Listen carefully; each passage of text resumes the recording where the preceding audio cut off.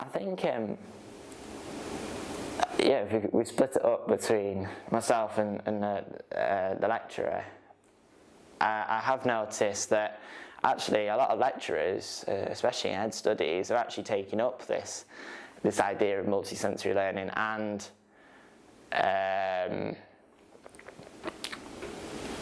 and collaboration between students and lecturers.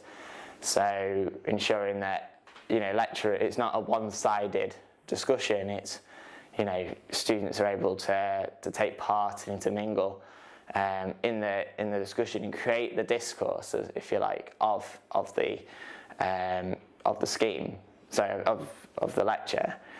And as I said, the person I've worked with, he was saying that 2 or 3 years ago, he was one of those lecturers who did stand and ramble, but through actually learning more about how people learn and the whole theory behind learning, and then getting involved with this, he's actually gone on to present not only lectures in a different way, but also he's passed his teaching on to people during learning, training and development days, so his fellow academics, if you like.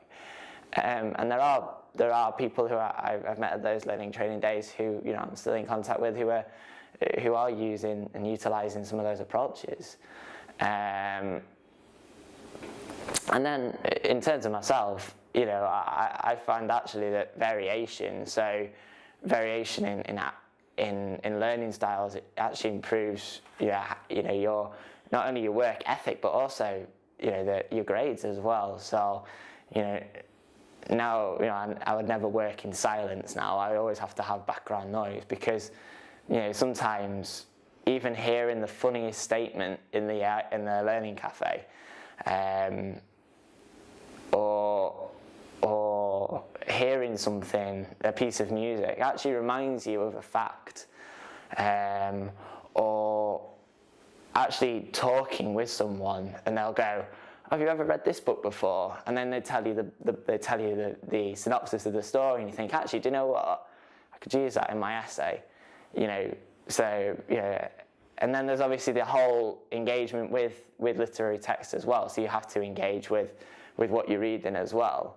But it's variation. It's just utilising different ways of learning information. So. For myself, feel more confident in doing research stuff. I know that I'm capable of getting responses.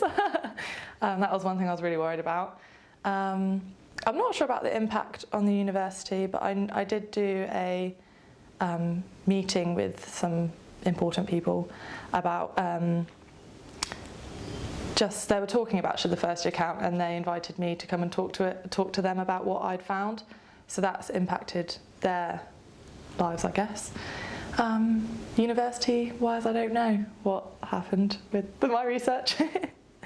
Well, I mean, I'm seeing the sorts of results I was expecting, and I feel like thus far what we've learned from the first lot of students whose responses I've acquired, it seems that they do want more time with their tutors, and they feel like getting personalised feedback through a discussion with a tutor rather than just having the paper, it really helps them. So that's been really interesting to see, and that will hopefully benefit students possibly next year if the department would have more group tutorials or something for students, because students don't seem to take up the office hours they are being offered. They just don't go and see their tutors, even though they feel like they would want more clarifications on their feedback. And I've seen in our mid-semester program evaluations that a couple of students pointed it out that it's been really good in year 2 that they've had these arranged tutorials. So that's been really interesting to see.